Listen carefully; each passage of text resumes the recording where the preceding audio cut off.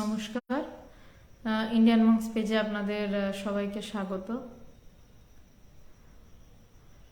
আজকে আলোচনার যে বিষয় স্বামী শিষ্য সংবাদ থেকে, স্বামী শিষ্য সংবাদ প্রায় শেষের দিকে আমরা চলে এসেছি। 213 নম্বর পেজ নিয়ে এখন আলোচনা হচ্ছে, আর মাত্র 267 পেজে গিয়ে শেষ। অনেকটাই প্রায় আমরা পেরিয়ে এসেছি।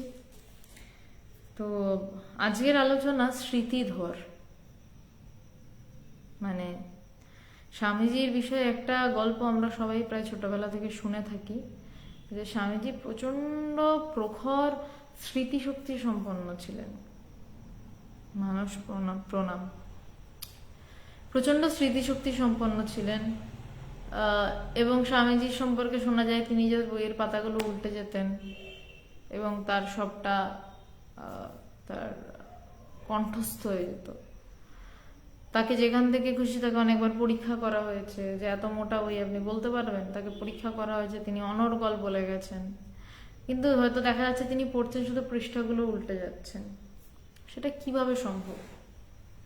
তো সবাই এটাকে বলছে যে দুর্ধর্ষ স্বামীজির মতন মনে রাখার ক্ষমতা, এই ধরনের একটা কথা বলে ছেড়ে দিয়েছে। কিন্তু কিভাবে সেটা আমরাও যে পারতে পারি কোনোদিন, অ্যাটলিস্ট একসাথে পুরো পেজ না পড়তে পারলেও একটা প্যারাগ্রাফ তো পড়তে পারি, কিছু তো পারি। স্বামীজিও মানুষ তো কিছুটা অংশে ছিলেন, এবং তার মধ্যেই দেবত্ব ছিল। তো আমরাও মানুষ, আমাদের মধ্যেও দেবত্ব আছে। হ্যাঁ, স্বামীজির নখের যোগ্য অন্তত আমি নই, একটা কোনা নখের যোগ্য, কিন্তু তাহলেও কিছু তো হবে। মানে একটা প্যারাগ্রাফ ধরে তো পড়া যাবে, স্বামীজি নয় পাতা ধরে পড়তেন। তো আজকে সেইটা নিয়ে আলোচনা, যে কিভাবে এই স্মৃতি রাখাটা নিয়ে না অনেক রকম সমস্যা। মানে স্টুডেন্টদের স্মৃতি রাখতে হবে, সেটা কিরকম স্মৃতি না, পরীক্ষার স্মৃতি।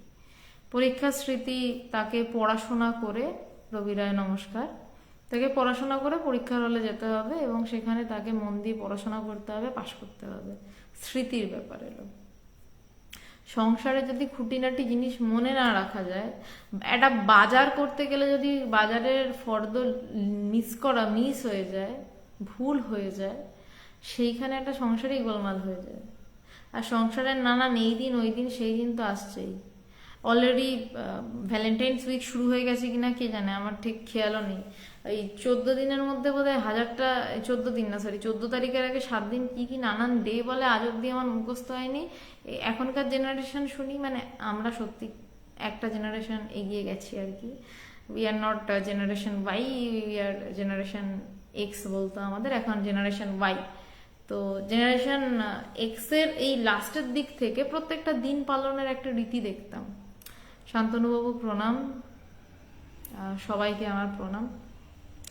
তো আমি এখনো অবধি মনে রাখতে পারি না কোনটা দিনের পরে কোন দিন, কোন দিনের পরে কোন দিন, কারণ প্রয়োজন বোধ করি না। আবার হয়তো কোনো গান মনে থাকছে থাকছে কারণ ওটার প্রয়োজন বোধ করছি। তো যার যেটাতে প্রয়োজন সে সেটা বোধ করতে পারে। কেন না, সে সেটাকে মনোযোগ সহকারে করে, মনোযোগ সহকারে পড়ে। শৈবালবাবু প্রণাম। এই যে ধরুন এত আইপিএস আইএএস অফিসার তৈরি হচ্ছে, আবার অনেকে দিনের পর দিন চাকরির পরীক্ষা দিয়ে চান্স পাচ্ছে না। সমানে আমি সরকারি ওই ঝামেলার কথায় যাচ্ছি না, জাস্ট চান্স পাচ্ছে না, হচ্ছে না তার দ্বারা, বলতে তার দ্বারা মনে করে লিখতেই পারছে না। কেন হচ্ছে? স্মৃতির পার্থক্য। সে চেষ্টা করেও তার এই মনোযোগ ওই জায়গায় আনতে পারছে না। যে ছেলেটা বা যে মেয়েটা পেটে খিদে কিন্তু চাকরি নেই, সে কি সত্যি চেষ্টা করছে না? সে চেষ্টা করছে কিন্তু সে মনে রাখতে পারছে না, কারণ তার কনসেন্ট্রেশন পাওয়ার কম, স্মৃতিশক্তির ধরে রাখার ক্ষমতা কম। যে পারছে সে বিশাল বড় হচ্ছে, যার বুদ্ধির সাথে সেটাকে মেশাতে পারছে সে বড় হচ্ছে। তো আজকের বিষয়টা শ্রুতিধর এবং স্মৃতিধর, মানে যে শুনছে সেও কিভাবে শুনতে হয়, যে বলছে আর যে স্মৃতিতে রাখছে সেটাও কিভাবে রাখতে হয়। অমল মিশ্র প্রণাম। এর মধ্যে একটা টেকনিকও বা কিছু আমার নয়, সব কথাই স্বামী বিবেকানন্দ তার শিষ্য শ্রী শরৎচন্দ্র চক্রবর্তীকে বলছেন, যাকে তিনি আদর করে বাঙাল বলে ডাকতেন। আচ্ছা, একটা বিষয়ে কথা বলে নি, সোমবার দিনই শুধু স্বামী শিষ্য সংবাদের অনুষ্ঠানটি বা আলোচনাটি 9:30 থেকে হয়, মানে হবে এরপর থেকে। তার কারণ সোমবার দিনকে আমাকে শ্যামবাজারে আলোচনা করতে যেতে হয়, এবং ফিরে এসে যেহেতু শ্যামবাজার থেকে সোনারপুর ফিরে এসে আবার আলোচনা, তাই জন্য আজকের দিনটা 9:30, বাকি বুধবার এবং শুক্রবারের দিনটি 9টা থেকেই আলোচনা হবে। আর একটি আনন্দের খবর আপনাদেরকে জানিয়ে রাখি, সেটি হচ্ছে যে আমরা বারবার মানে আমরা চেষ্টা করছিলাম, এবং এখনো বলছি যে আমরা চেষ্টা করছিলাম সামনাসামনি মানুষজনদের সাথে গিয়ে মিশতে, মানুষের সাথে কথা বলতে, সামনাসামনি বসে আলোচনা করতে। সেটা ওয়েস্ট বেঙ্গলের নানান জায়গাতে, বা মানে ওয়েস্ট বেঙ্গলের বাইরেও হতে পারে, ভারতবর্ষের বাইরেও হতে পারে। আমরা সামনাসামনি বসে আলোচনা করতে চাইছিলাম। তো সেক্ষেত্রেও অলরেডি সেটা শুরু হয়ে গেছে। সুদেষ্ণা গাঙ্গুলি, আপনারা চেনেন সবাইকে। সুদেষ্ণা অলরেডি, অশোকবাবু, ওম নমো নারায়ণা, আশা করি আপনি ভালো আছেন। সুদেষ্ণা অলরেডি কামারপুকুরে গিয়ে আলোচনা শুরু করেছে, এবং বরবরিয়া বলে একটি জায়গা রয়েছে, একটি ব্যারাকপুর এবং বারাসাতের মাঝের একটি জায়গা, সেখানে আলোচনা শুরু হয়েছে। আর তাছাড়া কলকাতায় যে জায়গাগুলো আলোচনা চলছিল সেটা তো চলছেই। জয় দে বাংলাদেশে আসবেন, যদি কখনো যাওয়া হয়, যাওয়ার সুযোগ হয়, অবশ্যই যাব। জয় দে, ধন্যবাদ বলার জন্য। আচ্ছা, মশুক গোহর, আত্মা শুদ্ধি হয় না, কারণ আত্মা অশুদ্ধ কোনোদিনই ছিল না, তাই শুদ্ধ হওয়ারও প্রশ্ন নেই। মন শুদ্ধ হয়, আত্মা কোনো শুদ্ধিকরণের বিষয় নয়। বাংলাদেশে যদি সেই রকম কন্ডিশন থাকে, অপূর্ব রয়, অবশ্যই বাংলাদেশ আমার নিজের দেশ। আমার নিজের দেশ অর্থে আমি জন্মাইনি বটে, আমার পূর্বপুরুষের ভিটে মাটি ওইখানে যশোরে বাড়ি আমাদের, এখনো জেঠুরা থাকেন। কিন্তু কোনো এক অজ্ঞাত কারণে, আমি জানি না কেন, বাবা আমাকে কোনোদিনই বাংলাদেশ নিয়ে যাননি। আমার খুবই যাওয়ার ইচ্ছা, আর বাংলাদেশে তা বাবা নেইও এখন। তো ভবিষ্যতে অবশ্যই বাংলাদেশে যাব, কিন্তু আরো ভালো লাগবে যদি আধ্যাত্মিক কথা বলার জন্য বাংলাদেশে যাওয়া হয় কোনোদিন। তো সেটা হয়তো বাংলাদেশে যাওয়াটা, আমার পুরনো শিকড়ের কাছে যাওয়াটা শ্রেষ্ঠভাবে যাওয়া হবে। মশুক গোহর, মন কিভাবে শুদ্ধ হবে, গুরুর কি কাজ?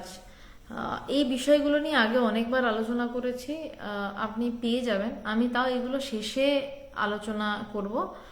আর আপাতত আমি স্বামী শিষ্য সংবাদের এই বিষয়টা নিয়ে কথা বলা শুরু করি। কেন গুরুর প্রয়োজন, গুরুর কি কাজ, মন কিভাবে শুদ্ধ হবে, অজস্র ভিডিওতে এই নিয়ে কথাগুলো বলেছি।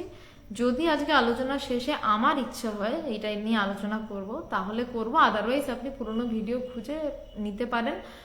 ভারতের সাধক ও সাধিকা, ইউটিউবে আমাদের যে ইন্ডিয়ান মঙ্কসেরই যেই চ্যানেল রয়েছে, ভারতের সাধক ও সাধিকা, ওই চ্যানেলে আপনি সমস্ত ভিডিও পেয়ে যাবেন। আপনি ওখানে পেতে পারেন এইগুলো সম্পর্কে কথা। চক্র সম্পর্কে আমি কোনোদিনও কথা বলিনি, আর কোনোদিনও কথা বলবো না। তার কারণ চক্র সম্পর্কে আমি জানি না বিশেষ, জানি না বলাটা ভুল, জানলেও বলবো না। তার কারণ হচ্ছে আমি রাজযোগের মানুষ নই। আমাকে আমার গুরুদেব অদ্বৈত বেদান্ত শিখিয়েছেন, তো আমি অদ্বৈত বেদান্ত নিয়ে চর্চা করেছি।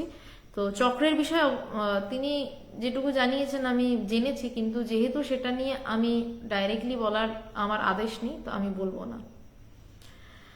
জুয়েল রানা, বাসা কই? বাসা বাংলাদেশের বাসা জানতে চাইছেন নাকি মানে ভারতের তো কলকাতা, বাংলাদেশ যশোরে বাসা, এই আর কি। আমি স্বামী শিশু সংবাদ শুরু করছি। আচ্ছা মসুক গোহর, আপনি এমনি বুলেটিনের মতন প্রশ্ন করলে তো উত্তর যে দেবই এমন তো কোনো ব্যাপার নয়। মানে আপাতত যে বিষয় নিয়ে আলোচনা, সেটা নিয়ে আমি আলোচনা করছি। আর তারপর যদি সময় থাকে তাহলে আপনার প্রশ্নের উত্তর দেওয়ার চেষ্টা করব, যেইগুলো আগে দেওয়া হয়নি সেইগুলো। সুফিবাদ সম্পর্কে আমার মত খুব ছোট্ট করে বলে, আমি ভীষণ শ্রদ্ধা করি তাদের, শুধু এইটুকুই বলি আপাতত। ভীষণ রকমের আমি সুফিবাদকে শ্রদ্ধা করি। সুফি নিয়ে যারা ঘোরেন, যারা দিন কাটান, যারা যাপন করেন, তাদেরকে আমি প্রচন্ড শ্রদ্ধা করি, এবং খুব প্রিয় মানুষ তারা আমার। যদিও দেখা হয় না, কথা হয় না, কিন্তু তারা আমার খুব প্রিয় মানুষ। মুসুকর, আপনি পেজে নতুন, আপনি একটু পিছনের ভিডিওগুলো ঘেটে নেবেন, আপনি পেয়ে যাবেন। অমি সাহা প্রণাম। মোহাম্মদ আজিজুল ভালো আছি, আমি শুরু করছি।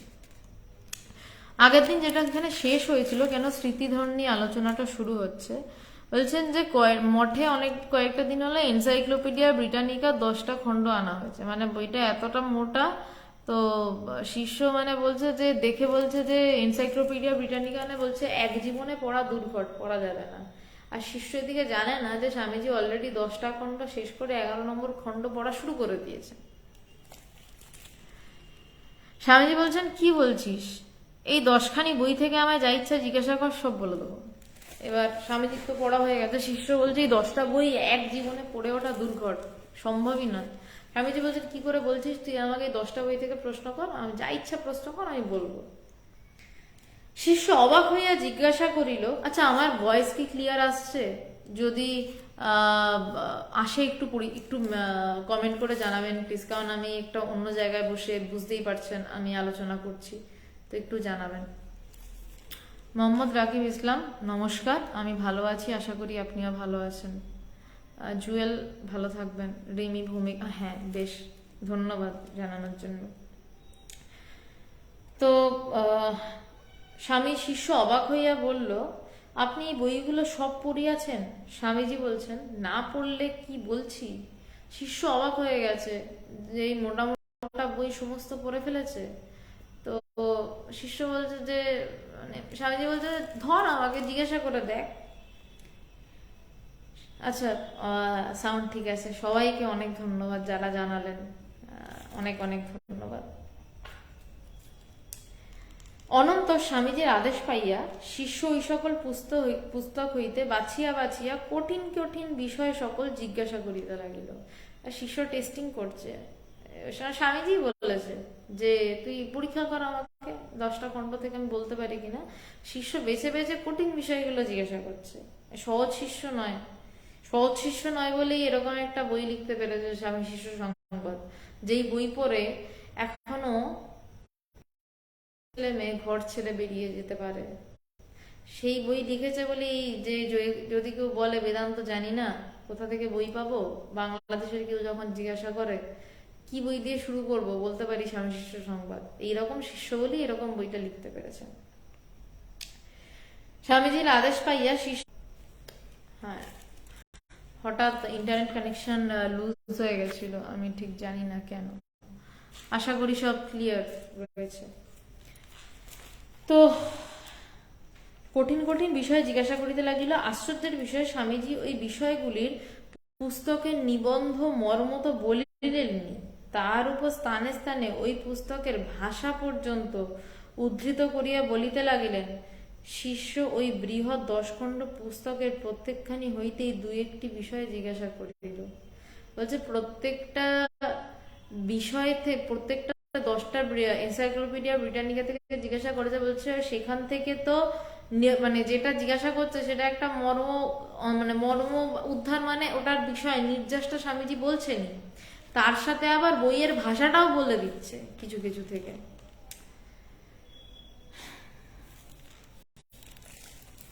মোহাম্মদ সিমান মিয়া, আপনি বরঞ্চ মাথায় কাপড়টা টেনে নিন, কাজে দেবে। আপনার মাথায় কাপড় দিয়ে নিন, মাথায় আপনি কাপড় দিয়ে বসে থাকুন, সুবিধা হবে। আর এই লাইভ আপনার জন্য নয়, আপনাকে ব্লক করলাম।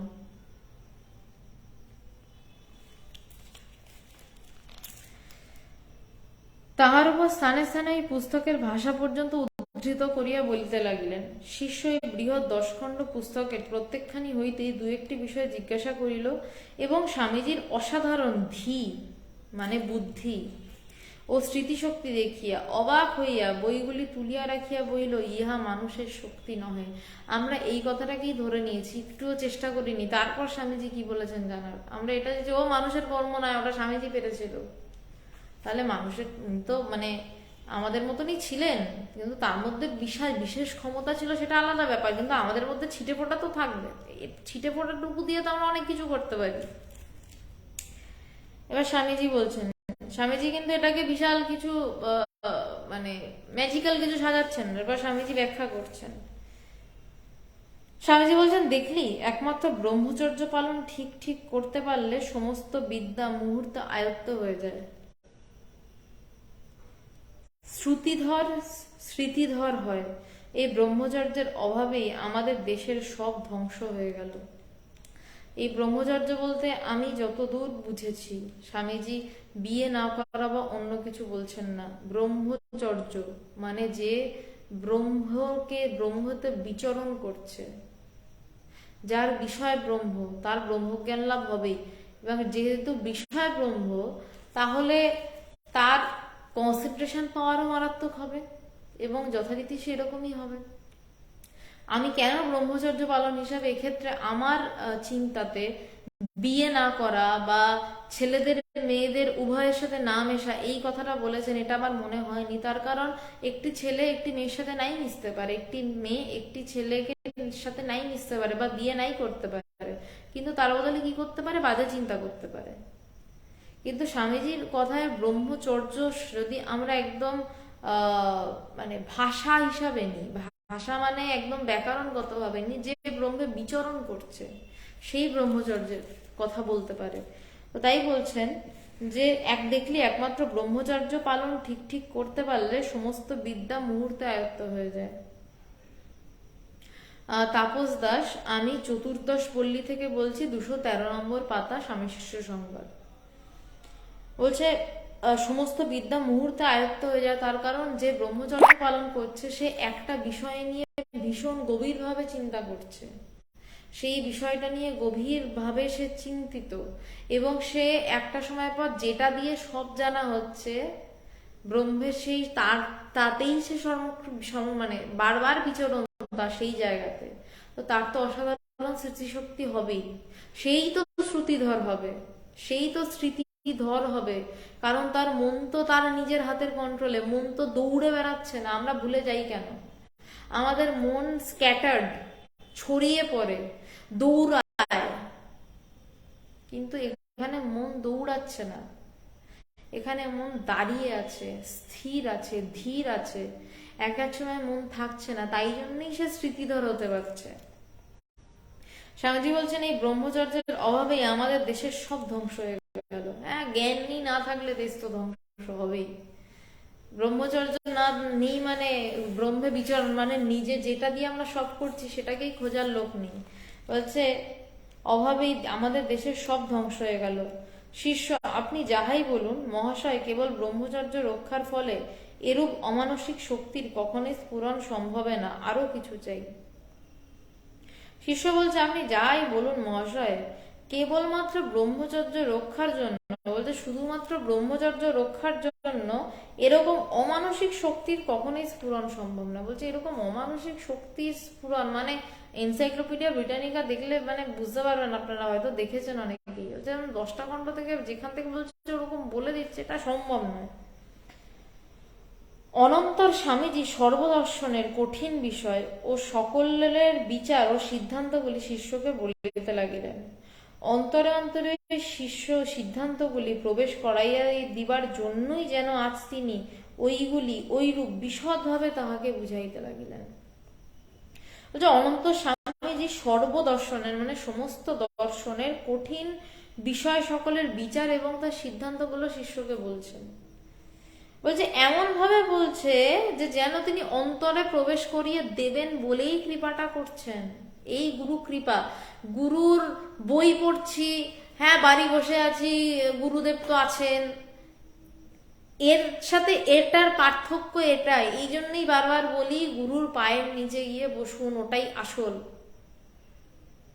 এই জন্যই বারবার বলা হয় যে গুরু গুরু গুরু, গুরুর পায়ের নিচে বসলে কি হয়? বলছে যে এমন ভাবে তাকে বলছে যে অন্তরে অন্তরে সিদ্ধান্তগুলোকে প্রবেশ করিয়ে দেওয়ার জন্যই যেন আজ তিনি ওই রূপে বিশদভাবে তাহাকে বুঝাইতে লাগিলেন। গুরু এটা পারেন, একদম মনের গভীরে গেঁথে দিতে পারেন। সারা জীবন চেষ্টা করে আমরা যেটা হয়তো আয়ত্ত করতে পারবো না, যেটা লাভ করতে পারবো না, গুরু পারেন এরকম টোকা মেরে ভিতরে সেটা প্রবেশ করিয়ে দিতে। তার জন্য গুরুর পায়ের নিচে বসতে হয়। শিষ্যকে বাংলাদেশ থেকে গিয়ে স্বামীজি স্বামীজির পায়ের নিচে বসে থাকতে হয়েছে, স্বামীজির থেকে চাইতে হয়েছে, স্বামীজির সাথে তর্ক করতে হয়েছে, স্বামীজির সাথে আলোচনা করতে হয়েছে। আমরা তো যেতেই পারি না, ঘরে সুখ শয্যা ছেড়ে উঠতেই পারি না, আর বলি আমরা ব্রহ্মজ্ঞান লাভ চাই। কি সুন্দর কন্ট্রাডিকশন না আমাদের মধ্যে।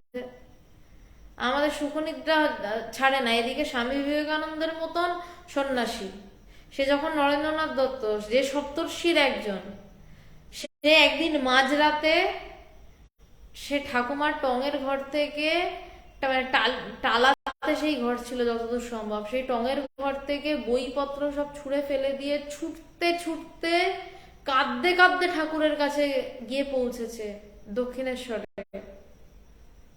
গিয়ে বলছে আমার পারছি না, আমার ভালো লাগছে না। কাঁদতে কাঁদতে এসে এসে ঠাকুরের পায়ে পড়েছে। এবং আমার ওই জায়গাটা আমি ভুলিনি, কারণ আমার নিজের একটা খুব কঠিন সময় ওই জায়গাটা আমার হাতে এসে পড়েছিল। স্বামীজির দিদিমার একটা ঘরের অংশ স্বামীজির ছিল তো, টালা বা ওই অঞ্চলে, টালার ওইখানের দিকে কোথাও একটা, তো টঙের ঘর বলতো, স্বামীজি ওখানে পড়তো। তো যে হঠাৎ মনে হলো বই কি বিষম ভয়ের বস্তু, আমি এখন লাইন বাই লাইন বলছি, কারণ আমার ওই অসময়, মানে ওই সময়টা আমার সাথে খুব মানে মনে হচ্ছিল আর কি। বলছে দেখে মনে হচ্ছে বইগুলি বিষম ভয়ের বস্তু, ছুড়িয়া ফেলিয়া দিলাম, প্রাণপণে ছুটিতে লাগিলাম, কখন পড়িতেছি কখন উঠিতেছি খেয়াল নেই, খড়ের গাদায় পড়িয়া যাইতেছি, আবার খড়ের গাদা থেকে উঠিয়া ছুটিতেছি দক্ষিণেশ্বরের দিকে। ভীষণ ভয় প্রাণ আটুপাটু করিতেছে। তাকেও এভাবে দৌড়াতে হয়েছে সপ্তর্ষির একজন। আর আমরা বসে ভাবি যে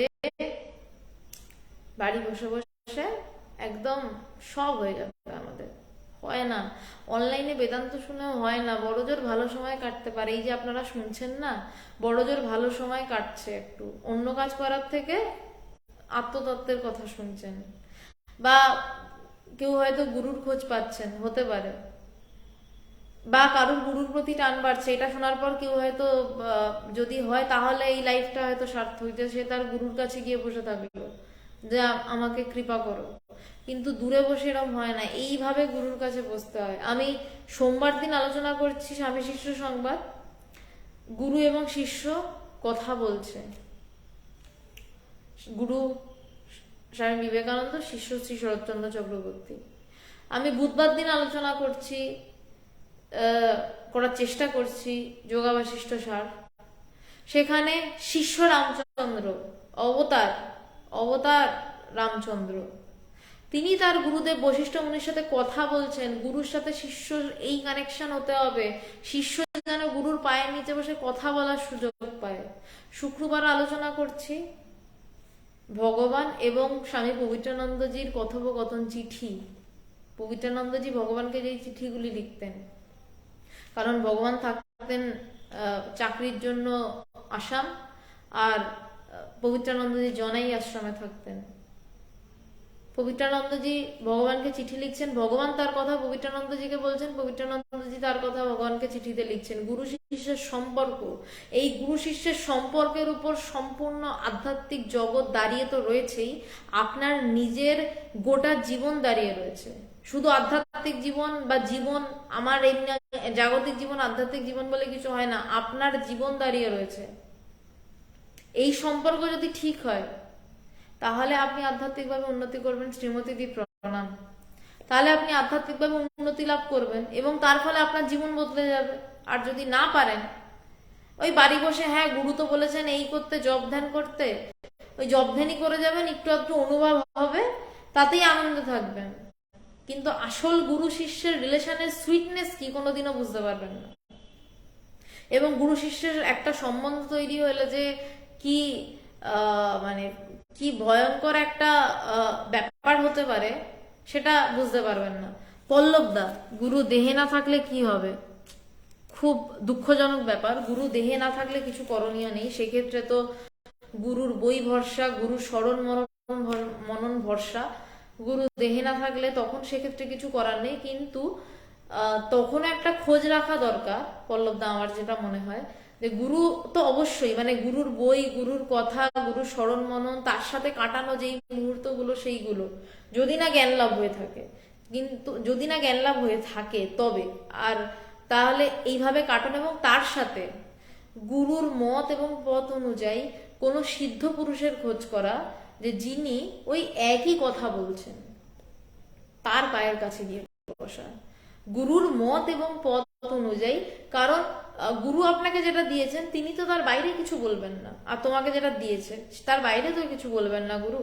তো সেক্ষেত্রে গুরুর পায়ের নিচে বসে যদি আমি নাই পেলাম, দেহে গুরুকে না পেলাম, তো গুরুর তখন স্মরণ মনন মূলত, এবং তখন না উপায় নেই, কিন্তু গুরু দেহে যদি থাকে তাহলে যেটা বললাম সেটা, আর দেহে না থাকলে স্মরণ মনন, তার বই পড়া, তার সাথে গুরুর কথা বা যে কোনো আধ্যাত্মিক সিদ্ধ পুরুষ যে আপনাকে ব্রহ্মজ্ঞান লাভ করাতে পারে এমন কারো পায়ের নিচে বসা এবং শ্রদ্ধা সহকারে তার সবটা গ্রহণ করা।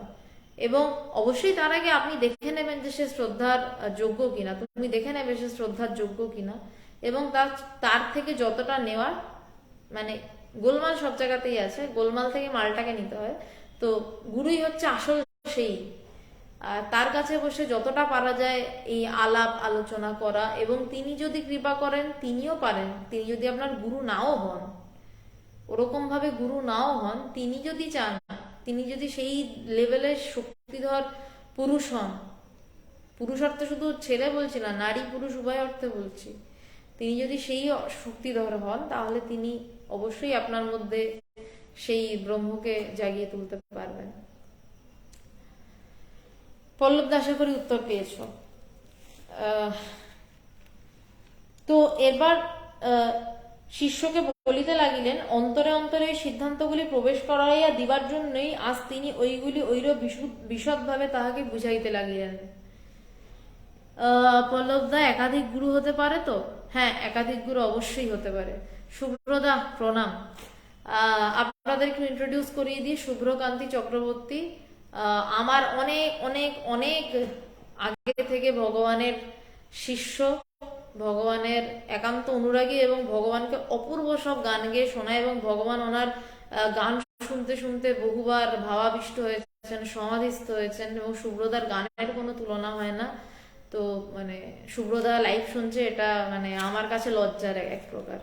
কারণ শুভ্রদা এতটাই পুরনো যে যখন সেই গল্প নয়, অন্য একদিন হবে, যখন ভগবানের বিষয়ে গল্প হবে একদিন, এখন তো অন্য বিষয়ে কথা বলছি। খুব স্ট্রাগলের দিনের সময়ের থাকা মানুষ ভগবানের সাথে শুভ্রদা। যখন সন্ন্যাসীরা তৈরি হচ্ছেন, এখনকার যারা সন্ন্যাসী ভগবানের হাতে তৈরি, তাদের বন্ধু শুভ্রদা। তো শুভ্রদা প্রণাম। আমি কন্টিনিউ করছি। আর বাকি যারা প্রশ্ন করছেন, আমি জাস্ট একটাই রিকোয়েস্ট করব, আমি শেষ করে সব প্রশ্নের উত্তর দিচ্ছি। পল্লবদা আমার একান্ত প্রিয় দাদা, তাই পল্লবদার প্রশ্ন চোখে পড়লো বলে আমি উত্তর দিয়ে দিলাম।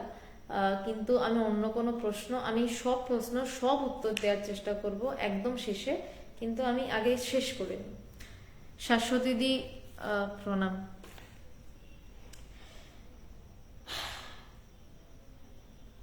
অন্তরে অন্তরে সিদ্ধান্তগুলি প্রবেশ করাইয়া দিবার জন্যই যেন আজ তিনি ওই রূপ বিশদভাবে তাহাকে বুঝাইতে লাগিলেন। এইরূপ কথাবার্তা চলিয়াছে।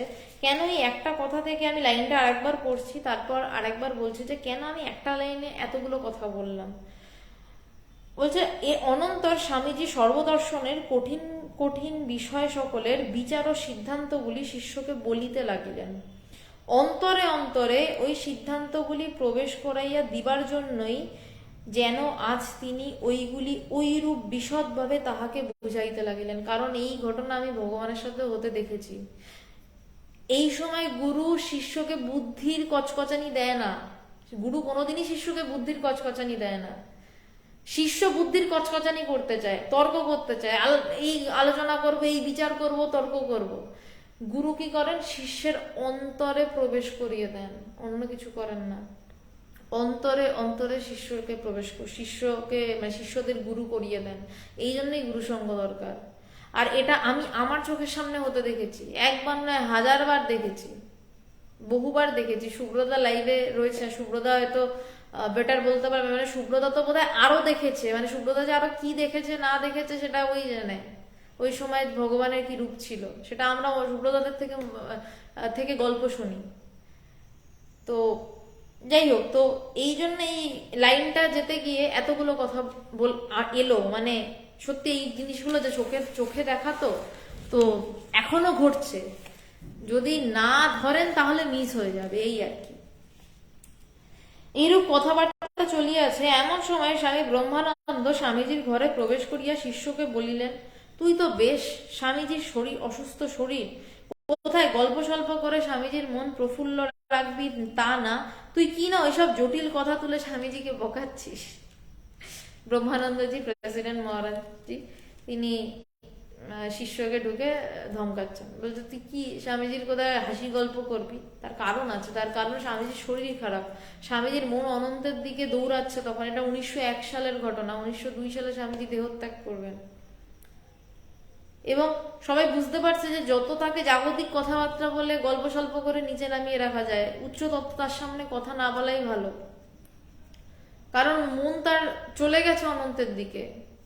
এই সময়কারই যতটা সম্ভব একটা চিঠি রয়েছে যে যে আমি পোটলা বেঁধে বসে আছি, এই ধরনের একটা চিঠি, যে আমি মা তোমার ডাকের অপেক্ষা, একটি মানে শুধু তোমার একটু ডাকের অপেক্ষা। তো শিষ্যকে বলছে, তুই তো বেশ অসুস্থ শরীর, কোথায় গল্প স্বল্প করে স্বামীজির মন প্রফুল্ল করছিস তা না, ওইসব জটিল কথা তুলে স্বামীজিকে বকাচ্ছিস, মানে ওই কথা মানেই তো স্বামীজির মন চড়ছে। শিষ্য অপ্রস্তুত হইয়া আপনার ভ্রম বুঝতে পারলো। শিষ্যর তো খেয়াল নেই যে ফাটাফাটি পেয়েছি, সেও একদম নিচ্ছে গুছিয়ে। তো শিষ্য অপ্রস্তুত হইয়া আপনার ভ্রম বুঝিতে পারিল, কিন্তু স্বামীজি ব্রহ্মানন্দ মহারাজকে বলিলেন, নে রেখে দে তোদের কবিরাজি নিয়ম ফিয়ম, এরা আমার সন্তান, এদের সদুপদেশ দিতে দিতে আমার দেহটা যায় তো বয়ে গেল। এও আর এক প্রেম, ভয়ঙ্কর প্রেম, জ্ঞানের পরেই প্রেম আসে, তার আগেই প্রেম আসে না। এদিকে কিন্তু স্বামীজি কি অবস্থায় এই এত বকবক করছেন না, যেই অবস্থাতে স্বামীজি এক ফোঁটা জল খেতে পাচ্ছেন না, স্বামীজি শুধুমাত্র দুধ খাচ্ছেন, যেই স্বামীজি আগে ঘন্টায় ঘন্টায় জল খেতেন, শুধু দুধ খেয়ে রয়েছেন। কেন? তার কবিরাজি নিয়মের উপর বিশ্বাস নেই, স্বামীজির কবিরাজি নিয়মের উপর বিশ্বাস নেই, কিন্তু গুরু ভাইয়ের বিশ্বাস আছে, সেই জন্য তাদের তুষ্ট করতে খাচ্ছেন, তার মধ্যে শিষ্যকে এত কথা বলছেন। স্বামীজি বলছেন যে নে রেখে দে তোদের কবিরাজি নিয়ম ফিয়ম, এরা আমার সন্তান, এদের সদুপদেশ দিতে দিতে, যে এদের ভালো উপদেশ, সত্যিকারের উপদেশ দিতে দিতে যদি আমার দেহটা চলে যায় তো বয়ে গেল। এই হচ্ছে স্বামীজি। স্বামীজির হৃদয়টা কতটা যে ছিল কে জানে বাবা, স্বামীজির বুদ্ধিটাও ছিল সেরকম। তাই জন্য স্বামীজি একটা জায়গায় বলছেন, বুদ্ধের হৃদয় এবং শঙ্করের মতন, বুদ্ধের মতন হৃদয়, শঙ্করের মতন মেধা, এইটা থাকতে হবে, এই মিশ্রণটা থাকতে হবে। শিষ্য কিন্তু অতঃপর আর কোনো দার্শনিক প্রশ্ন না করিয়া বাংলাদেশীয় কথা লইয়া হাসি তামাশা করিতে লাগিল। মানে ইশারায় ইশারায় কথা হয়ে গেছে, মানে বেশি উচ্চতত্ত্বে তুলিস না, স্বামীজিকে এখন যত পারিস নিচে নামিয়ে রাখ। ব্রহ্মানন্দজির সাথে শিষ্যের কথা হয়ে গেছে।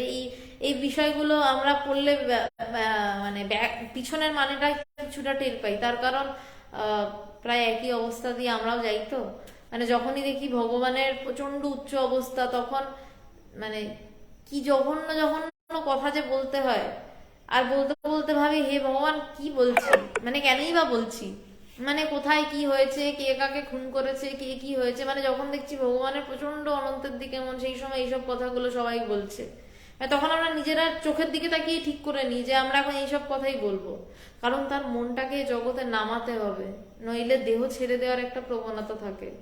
যখন আবার সে একটু ঠিকঠাক জায়গায় এলো, তারপর সে যখন আবার নিজের ভাবে বলছে, সেটা আলাদা। স্বামীজি ও শিষ্যের সঙ্গে রঙ্গরহস্যে যোগ দিলেন, মানে মিটে গেছে, ওই হাই অবস্থাটা চলে গেছে। কিছুকাল ইউরোপে কাটিবার পর বঙ্গ সাহিত্যে ভারতচন্দ্রের স্থান সম্বন্ধে প্রশ্ন উঠিল। ওই বিষয়ে অল্প স্বল্প যাহা মনে আছে তাহাই এখানে দিতেছি। প্রথম হইতে স্বামীজি ভরতচন্দ্রকে লইয়া নানা ঠাট্টা তামাশা আরম্ভ করিলেন।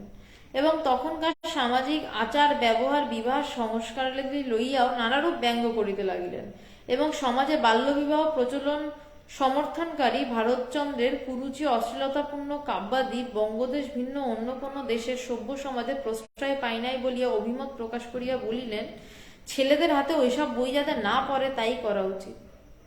আলোচনা হচ্ছে, এখানে আমার বলার কিছু নেই। পরে মাইকেল মধুসূদন দত্তের কথা তুলিয়া বলিলেন, তবে হ্যাঁ একটা বলার কথা রয়েছে, তার মানে স্বামীজির পড়া, স্বামীজির ওটাও যেমন পড়া, স্বামীজির তেমন মানে সমালোচনা করতে গেলে সেই বিষয়টা নিয়ে যেমন বিশদে জানতে হয়, তেমন স্বামীজির ওটাও যেমন পড়া, তেমন স্বামীজির এটাও পড়া যে মাইকেল মধুসূদন দত্তটাও স্বামীজির পড়া। বলছে, পরে মাইকেল মধুসূদন দত্তের কথা তুলিয়া বলিলেন, ওই একটা অদ্ভুত জিনিয়াস তোদের দেশে জন্মেছিল যশোরে, যতদূর সম্ভব ভুলে যদি না যাই, আর আমার দেশের বাড়ি যশোর, মানে আমি জিনিয়াস তা আমি বলছি না, আমি শুনেছি উনি ওখানেই জন্মেছিলেন এবং আমাদের দেশের বাড়ি থেকে কিছুটা দূরেই ওনার মানে বাড়ি, ভিটা বাড়ি আর কি। বাংলাদেশ থেকে যারা শুনছেন তাদের জন্য আর কি বললাম কথাটা। যে পরে মাইকেল মধুসূদন দত্তের কথা তুলিয়া বলিলেন, ওই একটা অদ্ভুত জিনিয়াস তোদের দেশে জন্মেছিল। মেঘনাদ বধের মতন দ্বিতীয় কাব্য বাংলা ভাষাতে তো নাই, সমগ্র ইউরোপে অমন একখানা কাব্য ইদানিং পাওয়া দুর্লভ। শিষ্য বলিলেন, কিন্তু মহাশয় মাইকেল বড়ই শব্দারম্বর প্রিয় ছিলেন বলিয়া বোধ হয়। একটু সাহিত্যের গল্প আছে, একটু এখন একটু সাহিত্য একটু নিচে নামার কথা বলছে, তো এতক্ষণ তো হাইতে যাচ্ছিল। শিষ্য বলছেন, মাইকেল বড়ই শব্দারম্বর প্রিয় ছিলেন। এটা উচ্চারণ করতে আমার দাঁত ভেঙে যাচ্ছে। হ্যাঁ, মাইকেলের মেঘনাদ বধ পড়তে গেলে দাঁত ভেঙে যাওয়ার একটু সম্ভাবনা রয়েছে, বড় কঠিন কাব্যটা, কিন্তু ভীষণ সুন্দর, ভীষণ সুন্দর। স্বামীজি বলছেন, তোদের দেশে কেউ একটা নতুন কিছু করলেই তোরা তাকে তাড়া করিস, আগে ভালো করে দেখ লোকটা কি বলছে, তা না, যাই কিছু আগেকার মতো না হলো অমনি দেশের লোকে তার পিছনে লাগলো। স্বামীজির এখানে গ্রহণ ক্ষমতা, স্বামীজির এখানে নিয়ে যাচাই করার ক্ষমতাটা দেখুন। কথাগুলো কিভাবে বলছেন, নতুন কিছু করেছেন, তোরা আগে পড়, দেখ, তারপর পিছনে লাগ, কিছুটা নতুন করলো তার পিছনে লেগে গেল। আমাদের ভাষায় যেটা বলা হয় কাঠি করা বা পা ধরে টেনে নামানো, মানে হাত পাচ্ছি না, কোমরটাও পাচ্ছি না, অ্যাটলিস্ট পাটা তো পাচ্ছি, পা ধরে টেনে নামাই। পা ধরবো তাও আছে, একদম টেনে নামাতাম চেষ্টা টুকুটো করি। তো বলছে যে স্বামীজি বলছে, আগে ভালো করে দেখ লোকটা কি বলছে, তারপর যাচাই কর। বলছে, এই যাই কিছু আগেকার মতন হলো না অমনি দেশের লোকে তার পিছু লাগলো। এই মেঘনাদবধ কাব্য যা তোদের বাংলা ভাষার মুকুটমণি, তাকে অপদস্থ করতে কিনা ছুচোবধ কাব্য লেখা হলো, এটা আমার জানা ছিল না। একটা প্যারোডি বেরিয়েছিল, ছুচোবধ কাব্য, যা তা যত পারিস লেখ না, তাতে কি। তো এবার বোঝা যাচ্ছে স্বামীজি যেমন মেঘনাদবধ কাব্যটাও পড়েছে, ভারতচন্দ্রের লেখাও পড়েছেন, আবার আচ্ছা জানি না, নেটের প্রবলেম হতে পারে, আমার চার্জও শেষের দিকে, হঠাৎ বন্ধ হয়ে যেতে পারে, কাইন্ডলি কিছু মনে করবেন না। আপনাদের সবারও কি তাই মনে হচ্ছে মাঝে মধ্যে বন্ধ হয়ে যাচ্ছে? তাহলে জানাবেন। সৌরভ, প্রণাম। অসীমা, আমি ঠিক জানি না যে আমার নেট প্রবলেম না আপনার নেট প্রবলেম হচ্ছে, যদি অন্যরাও একটু জানান কমেন্ট করে যে মাঝে মধ্যে সত্যি বন্ধ হয়ে যাচ্ছে কিনা, তাহলে বুঝতে পারবো। তো স্বামীজি ছুচোবধ কাব্যটাও নিশ্চয়ই পড়েছেন, নইলে বলতে পারতেন না। বলতে, তা যত পারিস লেখ না, তাতে কি। সেই মেঘনাদবধ কাব্য এখনো হিমাচলের ন্যায় অটল ভাবে দাঁড়িয়ে আছে, এবং এখনো স্বামী যেটা 1901 সালে বলছেন হচ্ছে, বাট শোনা যাচ্ছে। আচ্ছা, তাহলে ঠিক আছে, আসলে আজকে একটু অন্য জায়গা থেকে বসে আলোচনা করছি, তো তাই জন্য একটু অসুবিধা হচ্ছে হয়তো। অফ হচ্ছে লাইভ, ঠিক আছে। আমি তাহলে আজকে বেশি দূর এগোবো না, আমি অল্পতেই থেমে যাচ্ছি, জাস্ট এইটুকুতেই বন্ধ করছি। বলছে যে তাতে কি, সেই মেঘনাদবধ কাব্য এখনো হিমাচলের ন্যায় অটল ভাবে দাঁড়িয়ে আছে, কিন্তু তার খুদ ধরতেই যারা ব্যস্ত ছিলেন সেই ক্রিটিক্সদের মতো ও লেখাগুলো কোথায় ভেসে গেছে। অফ হচ্ছে লাইভ, আচ্ছা ঠিক আছে। হ্যাঁ, বেশি নেই, আমি শেষ করে দিচ্ছি তাড়াতাড়ি।